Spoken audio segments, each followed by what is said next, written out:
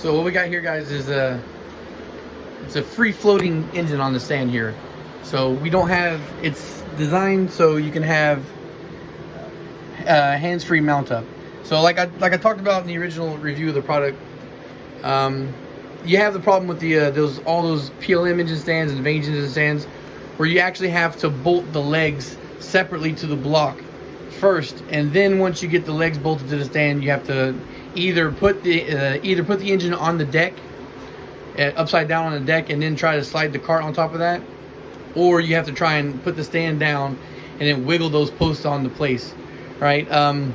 If you're working with a complete short block, you know, it's heavy, and it's not so like crazy heavy where you can't lift it.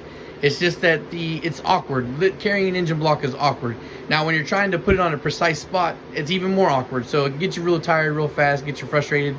With this stand, the way these are made, these carts are made, is that so you can actually place them on the cart first, and they're the posts are designed for you to be able to sit it. Is right now this is just sitting on there. Of course, you know, I caught the last end of it putting it in place, but it's just sitting on there, lined up for you to be able to bolt it in. So the whole thing is you put the block, and once the block's in place, then you can throw the bolts on there. So guys, this is one of those things where hopefully you're gonna be seeing a lot more of them in the future. He's already starting to blow up. So the same situation is with everything, guys. Everything in this industry is, if you want something that's quality, it's gonna be handmade, and you know, it's not gonna be mass produced. So everything takes time to come together. That's why VHP engines this year, the focus is to be able to try and stockpile at least one or two of these high quality, well-performing items, right? So I want to get some of these engine carts. I want to be able to have some on hand for you guys. Also, you know, again, we're working on turbo manifolds, and you know, even some of the more simpler things. Although like pistons, rods, bearings, all that stuff, generally speaking, they go out right away if you want to order those. But I'm gonna try and stack up on some more of the quality items here. And I guess that the cat will probably be out of the bag by the time I do this. But you know, you probably have already seen the S2000 by now. And I'm going to see about bringing him an extra F20C block so we can make a cart for that. Because, you know, of course, guys, the K-Series thing is a build that I want to do. But right now, it's actually going to be faster for me to do the S2000 than it is going to be for me to do anything else that I have. So bringing the F20C up here for him to do is also going to give him another way to another cart that he can make another style. And it'll give me something that'll be pretty for the S2000 while I'm doing the build. So originally the idea was to yank the current F20 out of the car, but the guy that I bought the car from gave me a head, so I just need to get a block. So if I can get a block and a crank, I can put together another engine on the side.